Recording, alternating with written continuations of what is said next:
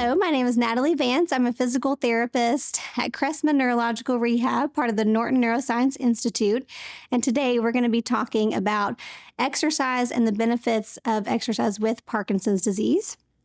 So my role as a physical therapist is to work with individuals to target a specific exercise program tailored to each individual to look at different symptoms and what we are going to focus on with that particular exercise program. With exercise, our sole focus is to slow down the progression of the disease.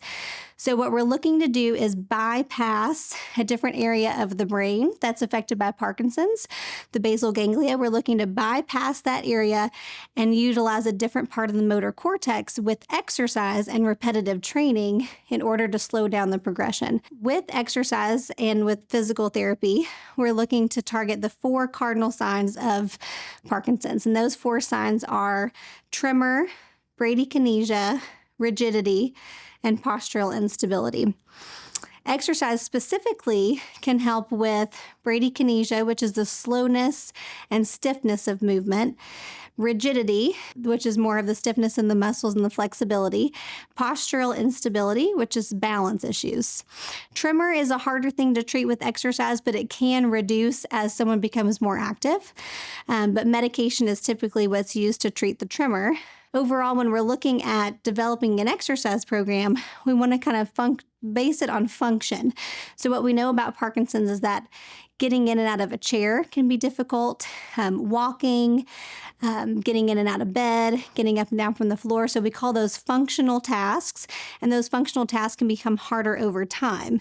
In order to address the bradykinesia and the rigidity, the slowness and the stiffness that come with those different movement patterns, we want to develop an exercise program that is focused around larger amplitude movements.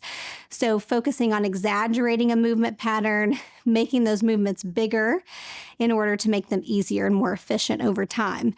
So the goal would be to do those repetitively, practice those with feedback, and then hopefully see that those would get easier over time. We stay ahead of the symptoms a little bit.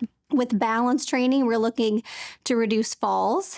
We know falls can become a big issue with Parkinson's, so we want to reduce falls, go over specific balance training exercises to help with reaction time, recovery, and overall safety. Whenever we think about hitting certain points of exercise, as you talk with your therapist or as you talk with your team to kind of develop your exercise plan, we want to hit certain points of exercise as we discussing this individualized program. So going through making sure we hit cardiovascular intensity. We want to make sure that we are getting enough level of intensity with exercise and increasing your heart rate, whether that be with biking, cycling, treadmill, walking program, anything like that. We're going to look to find the safest, most effective option. And then stretching to address some of the rigidity, strengthening, both functional strength and isolated strength of the muscles to help with overall mobility. And then, of course, balance training to help with that postural instability.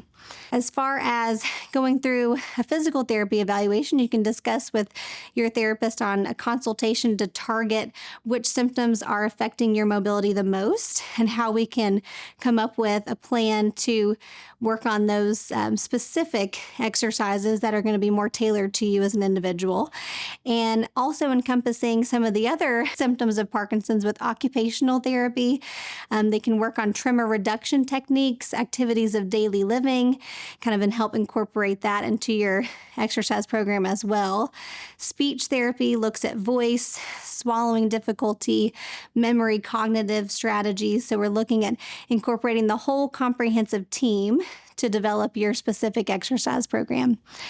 And over time, we want folks to know that you can improve these symptoms, and these symptoms can get better with Parkinson's over time if you stay active and focus on this exercise program. So the folks that I see do the best with this diagnosis are the folks that stay the most active and really stay consistent with an exercise program. And these particular symptoms that you may notice at the beginning of your journey can improve over time with the right training.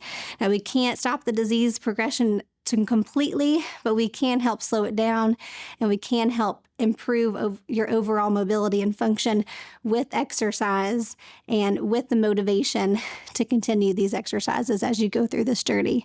As a comprehensive therapy team, we have a goal of improving this journey and staying with you, making adjustments and modifications to your exercise over time. And we want to be there for you through the course of this disease and help you along the way as best we can. So thank you for this time today and for listening with me. And again, I'm Natalie Vance, a physical therapist, and I work with the Norton Neuroscience Institute, and I appreciate your time today.